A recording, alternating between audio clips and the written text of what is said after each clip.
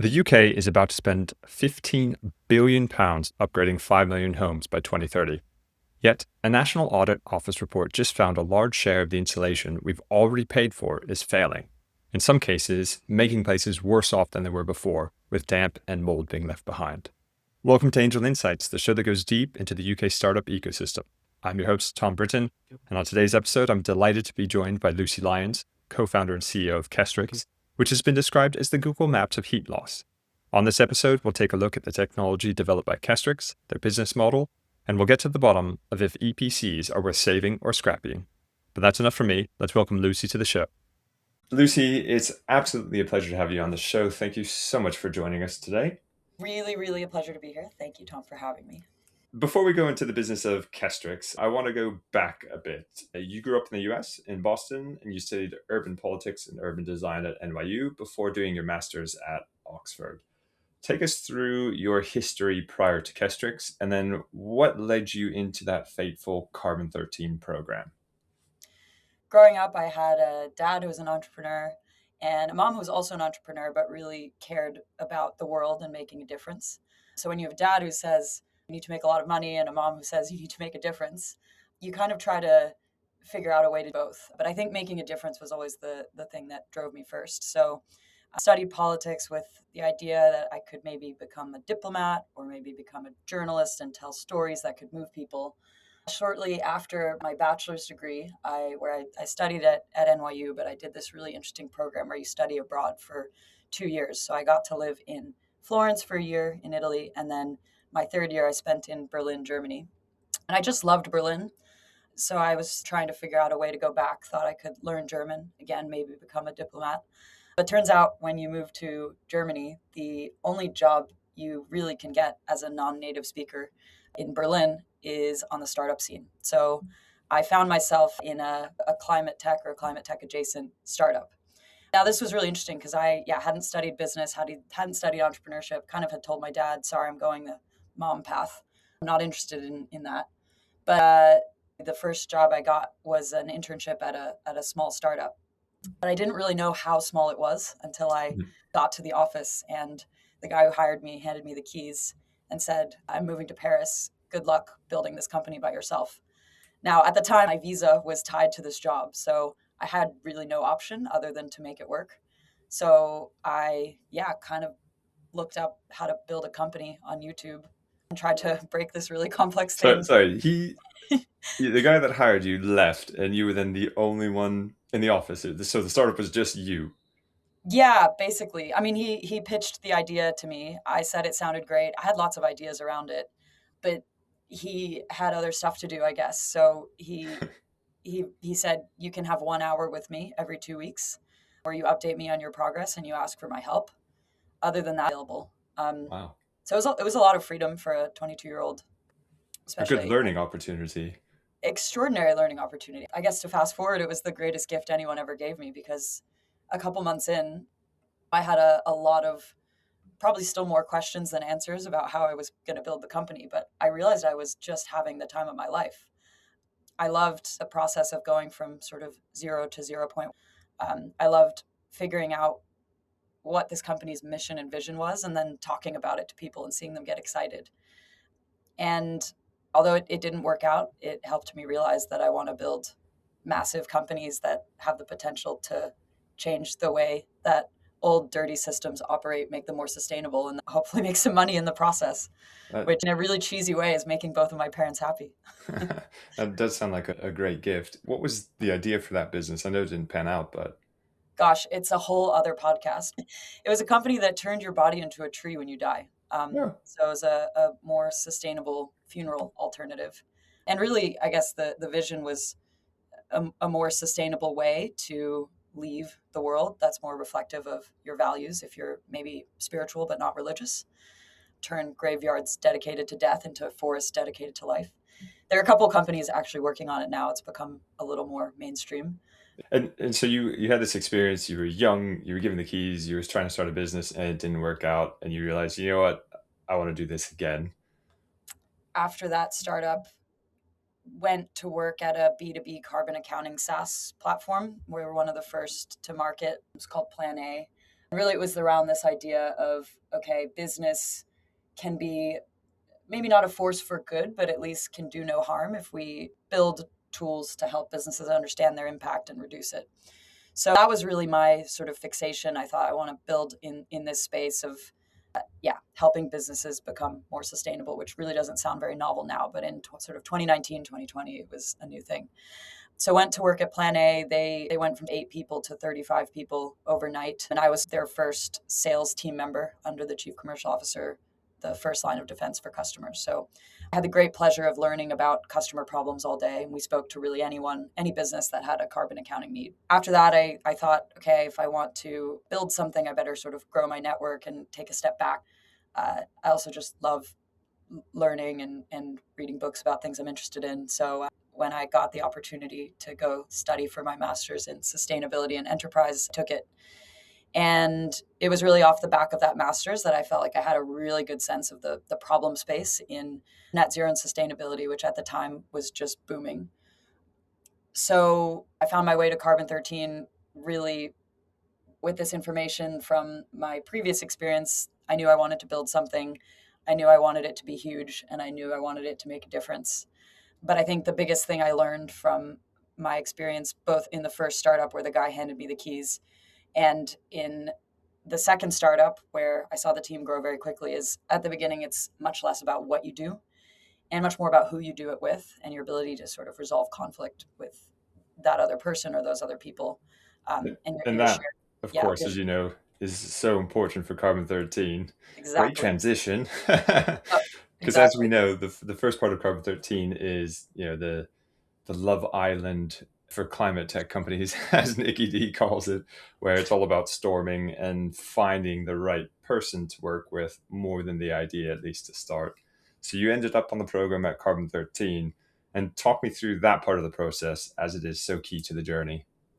Yeah, absolutely. I feel like the clarity I had about what the value of Carbon 13 was, which is great people who are motivated all in the same room, really helped me find who I think is the best co-founder ever. I've been working with Matt for 4 years now.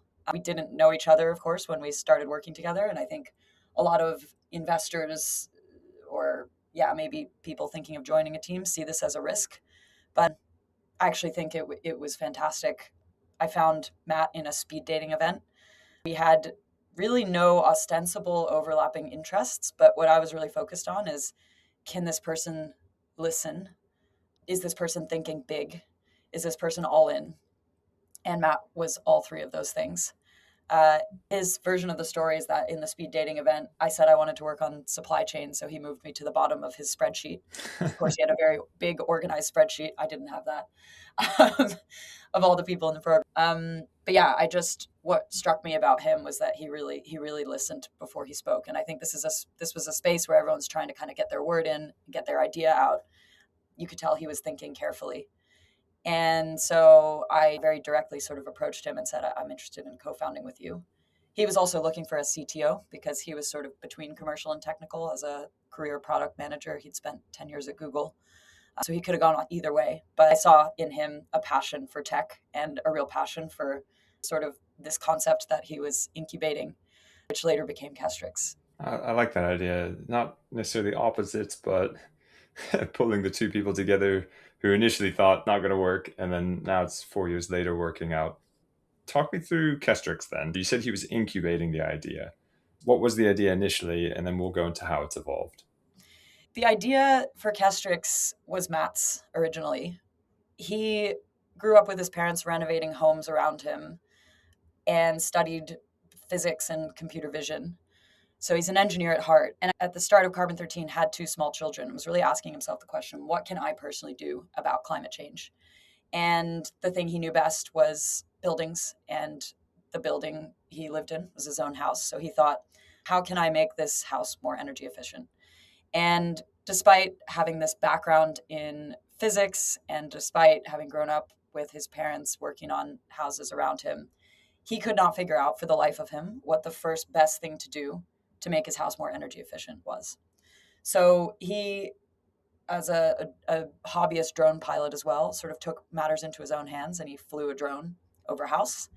and made sort of a 3D reconstruction of the house and thought, wow, you can actually see how the heat is leaking. Turns out it's much more complicated than that, which I'll come back to. But the whole idea was, if we could do this to every house in the UK, I could sell this to every person on my street and all my friends who are also thinking about renovating their houses. So Matt sort of pitched this to me, and I said, gosh, selling to consumers sounds awful, especially when only a handful of people actually care about the environment. But I had lots of customers at my old job at Plan A who owned a lot of assets, real estate assets, and would come to me and say, hey, I've got no idea how to decarbonize my buildings. Can you help me? And the generic recommendation we would give is maybe put solar PV on the roof. And they say, well, wait, hang on. What about insulation? What about a heat pump system? Really, what should I be doing to my buildings? And we'd have to tell them, hire a building physics consultant, if that, which That is very sounds expensive. expensive. Yeah. Very expensive, very invasive, not to mention takes forever. So yeah, when Matt pitched this to me, I thought, well, why don't we sell this to large landlords or large contractors delivering lots and lots of retrofit work? And so that's really what we tried to do. When we had the idea for Kestrix, actually, we had that idea, and then we had another idea I was sort of incubating. But one of the great things about Matt, and I guess also the way I do things, and I credit both of us with this, is we were like, well, let's let the best idea win. Let's send 500 outbound messages to different stakeholders across these two problem spaces, and let's figure out who responds and use that data to determine what the best way forward is. And the first customer we got on the phone with about Kestrix, which at that point didn't have a name, was a tier 1 retrofit contractor for social housing. And the guy, after a cold LinkedIn message, basically said on the call, I'll write you a letter of intent to build this thing. I love it. The industry needs it. You got to do it. Fantastic. And so we got off the call, and Matt was sort of like, well, that's one data point. And I was like, no. Like, we have to pursue this. I'm about to learn a lot about retrofit. So that's how it started. Fantastic. And now you've got the honor of being called Google Maps of heat loss. Is that description accurate? Is it something you like, or does it undersell what you're actually building with Kestrix? Yeah, so I think the Google Maps of heat loss paints a wonderful picture of a world where Kestrix is ubiquitous. It's really easy to picture. I mean, it does definitely describe what we do. So we fly thermal imaging and RGB imaging drones over lots of buildings, and we map and quantify where the heat is escaping. And then we figure out the sort of optimal retrofit plan for the building. I think where the tagline sort of falls short is more than the Google Maps of heat loss. Kestrix is the data layer to inform energy resilient building upgrades for sort of future-proof buildings. What I mean by that is we don't just collect thermal imaging data, and we don't just sort of analyze insulation status. We also look at the geometry of the building to understand things like, okay, where could solar PV and where could a heat pump potentially be sited based on the distance between the potential heat pump site and the neighbor's windows. Is a heat pump noise compliant? So things like that. It's really taking a bunch of image data and standardizing it to ask a bunch of key questions that help us understand how buildings should evolve. What's on the market right now, and what people typically try to get, is what's called an energy performance certificate. For those of us, including myself, who are not as well versed in EPCs and what they are, could you talk us through what they were supposed to do, what they actually do, and kind of how Kestrix is improving upon that? Energy performance certificate is basically a certificate you get from a survey that's done by a person equipped with a piece of software that tells you supposed to tell you how energy efficient your home is. It's an A to G rating. Behind those A to G, that sort of A to G scale is a bunch of numbers and some calculations that sort of get you there. It was supposed to be about energy efficiency, but really under the hood, it's designed to tell you how much it costs to run your house. But it's tricky because you're looking at supposedly cost and carbon. And I think there's quite a lot of chatter in our industry about the EPC, its shortcomings. But I also think it's really important to have a sort of metric that everyone can rally around and that government can set targets around. But just the way that it's built, again, because it's optimizing for, okay, how much does it cost to run this house? it's not always going to give you the best sense of actually how efficient is this house, which is what it's supposed to do. So there's a lot of reform going on with EPC. There's models coming online in 2028 called the home energy model, which will be doing sort of more dynamic simulations of what's actually happening to the building, and it will center metrics like space heating demand intensity, which basically tells you how much energy is required to actually run this house, which has implications for cost and carbon.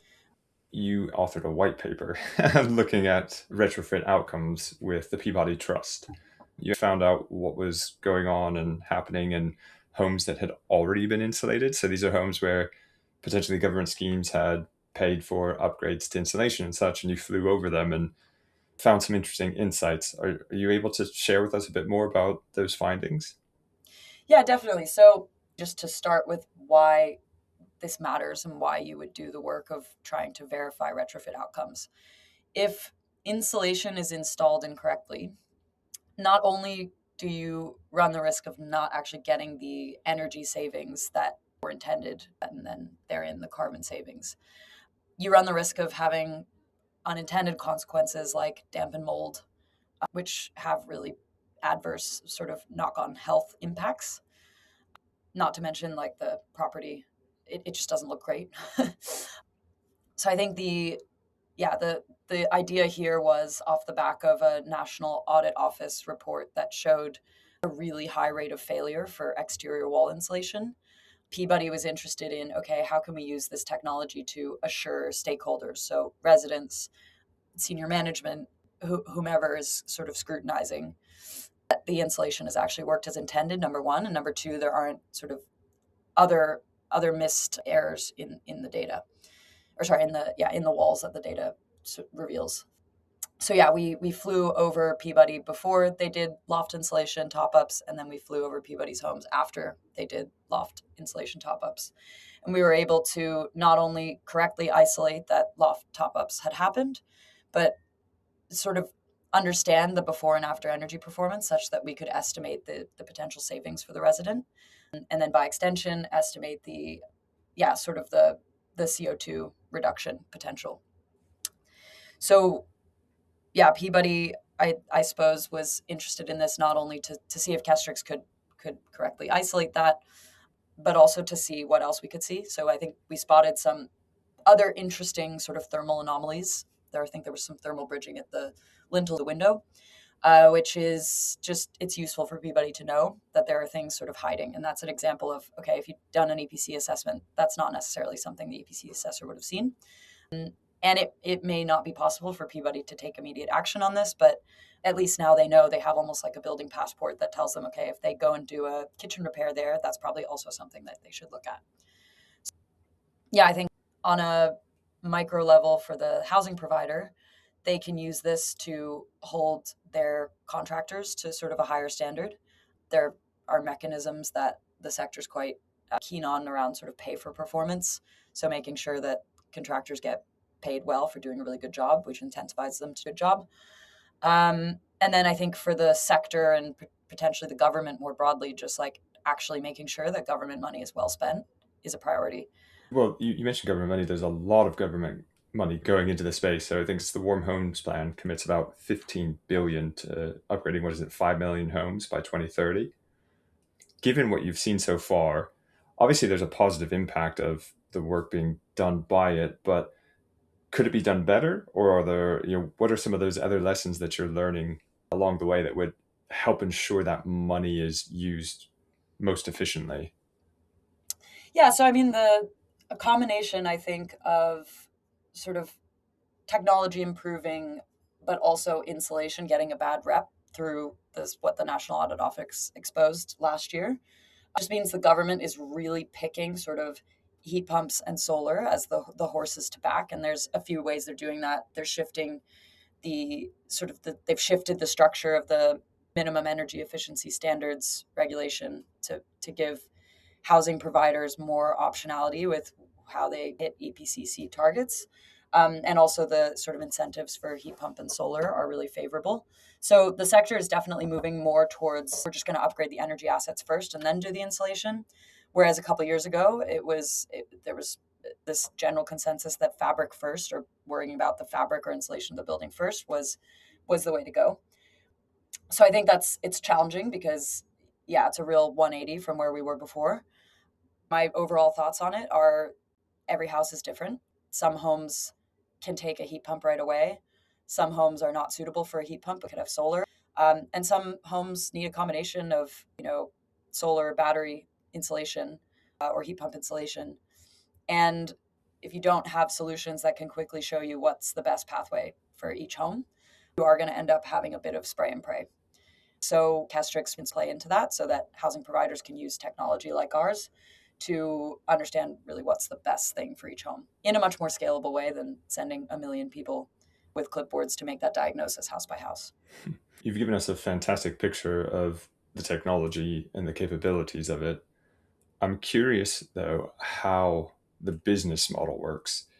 Because on one side, you've got the retrofit, house by house or building by building for the retrofitters, but you also alluded to making this data layer. What is the business model right now, and how do you see it evolving as the data you're collecting and the insights that you're gathering, expands rapidly? Today, Kestrix is helping social housing providers and the contractors that deliver social housing retrofit programs sort of prioritize which homes to retrofit first, scope more accurately than with SaaS tools using publicly available data, really how much it's going to cost, what the program's going to take, which helps introduce sort of commercial tension into those contractor relationships, or for the contractor, helps with operational efficiency and planning, and then verify the outcomes of retrofit like we talked about with Peabody. Now, I think, though, behind the scenes, we are building really a highly structured data set of the built environment with two vectors of image analysis, where we've got our thermal data, which helps us understand heat loss and potentially damp on the exterior and thermal anomalies. And then we've got the RGB side, where we are getting the exact sort of dimensions of windows, walls, and doors, as well as sort of the geospatial lay of the land around a house. In order to sort of get these two pieces of data, we've had to develop a pretty advanced image processing and alignment pipeline. And one of our sort of key differentiators is that we can process 3D data about the built environment, structure it, annotate it, quite a lot faster than, especially at least for thermal data, than probably anyone. I'd be curious if there's another company that can do that. But it's really sort of laying the groundwork for us to do much more with this data, whether that's sell it as a quasi maps product, depending on coverage, or whether it's using it to sort of simulate other, what other buildings might be doing more accurately. So there is a longer term data play. That's not a business line we're monetizing yet, but it's something we think a lot about. Some might argue in the age of AI and synthetic data that data collection is there's no moat around it. In short, you can spool things up quite easily and try and 3D render stuff. What do you tell people that are a skeptic about being able to defend your position? Yeah, so I think we're now in a world where AI is limited really only by its training data. So a lot of people ask, like, oh, can't just LLMs do what you do? And the answer is no, because there aren't large enough sort of thermal data sets for Claude to have trained up a sort of AI thermographer. We've flown the drones over about 12,000 houses now. We're capturing multiple images per house. We have a huge high resolution visible spectrum and thermal data set that's been captured at the correct times of day and times of year from the correct distances and angles. And it's taken a long time for us to get to sort of the image spec that can feed our pipeline. Just by virtue of having that data set, we can do things like align thermal images to RGB images quite a lot faster than anyone. And it took us a long time to build that pipeline. So I think it comes back to this idea that, like, yes, data is useful in the AI age, but it's much more useful when it's structured and cleaned. And you need to have a lot of it that's structured and cleaned. And this becomes especially true when we start thinking about physical AI and potentially robots interacting with the real world and doing simulations of agents in the real world. I see the potential, definitely. The data set that you have right now is UK primarily, and we've talked about government funding in the UK. Given climate is global, such a funny thing to say, are you seeing opportunities in other markets? I think the reality is that insulation exists in one way or another in most parts of the world. We've just launched our first pilot in the US. We're working with a couple of municipal utilities in Massachusetts. In the state of Massachusetts, they have billions of dollars to spend in rebates for energy efficiency. I want to come back to what you said about having to turn down lots of opportunities because obviously at the stage that you're highly focused and delivering that core one. But let's assume that everything goes right. The data infrastructure starts to get built out and expands. You start to scale internationally. What does the company look like in 5 years' time? Like, where do you want it to be? What do you want it to be doing? Are there those? What of those opportunities that you're saying no to? Do you think you'll be getting on to then? Yeah, so how does Kestrix become huge and change the world? I mean, I think we really are trying to reinvent the way that buildings are surveyed, audited, inspected for the future with a focus on accelerating energy upgrades of buildings. So that's insulation, but it's also solar PV, it's also heat pumps, and then I think you could even extend this into like I said, damp roof defects, anything that could be wrong with a building that you could see from the outside. We want to be able to see and give an actionable path forward towards. Surveying of buildings hasn't really changed much in the last 100 years, and in a future where robotics and AI rule the world, there needs to be a new way of inspecting buildings. And I really think Kestrix has the potential to become that. Maybe even a step further than that, though. As we collect all this data, doing that and becoming that sort of energy surveying company of the future, we open up a whole world of possibilities with that data set. What would you say is the biggest bottleneck to getting there from here? I think to build the surveying company of the future, you have to be thinking in the year 2040, year 2035. But we are still in the year 2026. There are certain standard ways of collecting data and information about buildings. It's not just attitudes in the industry that need to change, it's like the actual standards. And they are evolving, but startups move quickly, regulation moves slowly. So I think it's finding that balance of how can we make ourselves useful now while still staying laser focused on this vision of the future that we have to create ourselves. You have to have a crystal clear vision of a wild future, but also a crystal clear pathway for the next steps you have to take in the 12 to 18 months ahead of you. I don't think I've heard it framed that way before, but I really like that. Thank you for sharing that. You've been a pleasure to have on the show, and I think I've learned quite a bit. I like to end each show with some rapid fire questions. You ready for this? Yeah, sure. All right. EPCs, fix them or scrap them? Fix them.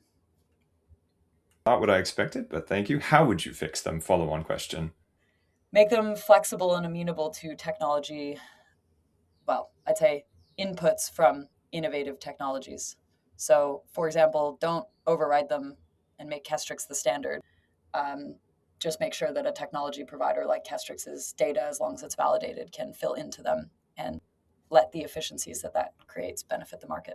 So for that one government agent listening, there you go. They've heard Second me question. before. Second question. What's the best book you've read recently? Can be business or pleasure. Doesn't matter. Well, I'm 95% of the way through the book I'm currently reading, but I managed to leave my Kindle on a train. So I haven't finished the book, but I really enjoyed a book called Flashlight that I've been reading. It was on Barack Obama's recommended book list. It's by Susan Choi. And it's just like a story about intergenerational trauma. And I've learned a lot about the relationship between Japan and, North Korea and the United States. Very different from my day to day, but I really enjoyed it. Next question. What's the one thing the government could do tomorrow that would accelerate the UK's retrofit mission? Perhaps I'm biased, but give Kestrix a clear signal that our U values and geometric measurements could overwrite the values in the standard assessment procedure or whatever will follow that. It's a very specific ask, but it basically would mean that you could fly drones over your whole estate, and then you could update all your data with the correct data from Kestrix without having to pay someone to go with a clipboard back to those houses. It's interesting. We still have a business, even though that's the status quo. But if the government's amenable to technology, that's how they'll evolve the home energy model in the future. All right. If you weren't doing Kestrix, what would you be doing? It's a whole load of things I think I'd be doing. I think I could be doing another company if I believed in it. But yeah, I think I also could be a documentary filmmaker. I think I could be a local politician. I think I could be a journalist, or I think I could be a ski instructor. That's a good breadth of possibilities. Well, let's hope that Kestrix keeps going for a while, so you don't have to think about that anytime soon. Last one I'm going to ask you for this part of it is, what's the best piece of advice as a founder that you've received? Is it really negative if I say the worst advice I've ever received? No, go ahead. It was the first thing that came to mind, so run with it. Cool. So one time someone told me, "You're not ready to pitch." It was when I was back in a student incubator in my master's, and the guy who was running the student incubator put an opportunity to pitch in the chat, and I had a sort of half-baked idea. And I said, "Hey, I'd like to pitch." And he said, "Are you sure? I don't think you're ready." And the reality is you're never ready. But if you don't go out and give it a shot, you're just never going to do it.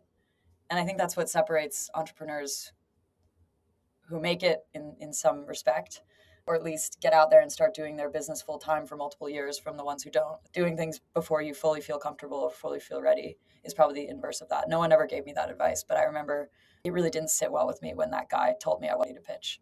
And he actually didn't let me, and it made me really mad. And I went out and found another pitch competition, and I won. Honestly, I've said it before, it's been fantastic. For those who want to follow up and follow your journey and the journey of Kestrix, what should they do? Where should they go? LinkedIn is a good place to follow us. Our website, I think following me personally on LinkedIn or connecting with me personally on LinkedIn is probably the best way. Perfect. We will put the link to that in the show notes. Lucy, thank you again. Is there any parting thoughts that you want to leave us with? No, other than it's just been such a pleasure to chat to you, Tom. Thank you again for having me. Well, that's it for this episode of Angel Insights, and I do hope you found it interesting hearing about what Lucy and her team are building at Kestrix. I know I did. If you enjoyed this episode, could you please like, subscribe, and tell your friends about it? If you wanted to find out more about Lucy or Kestrix, please head on over to the Kestrix website or follow Lucy on LinkedIn. And if you want to find out more about what we're doing over at SyndicateRoom, head on over to www.syndicateroom.com or follow me, Tom Britton, on LinkedIn. Until the next episode, I hope you have a wonderful rest of your day. Bye.